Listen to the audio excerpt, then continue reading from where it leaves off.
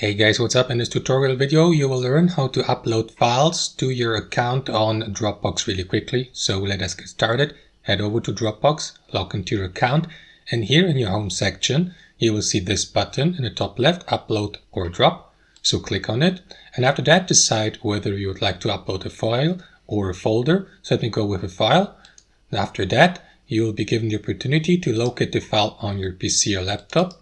So let me go, for example, with these three items or files here.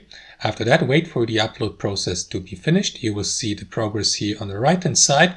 Of course, the upload may take a while depending on the file size.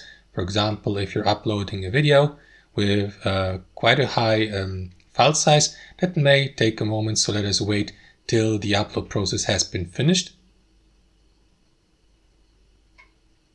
And that's it. After the upload process has been finished, you may close that progress window here and see that the given files have been added to your portfolio here on Dropbox, so that you may, for example, delete them, download them, move them to other folders, edit them, share them with your contacts, and so on and so forth, guys. So that's how you upload files and folders to Dropbox.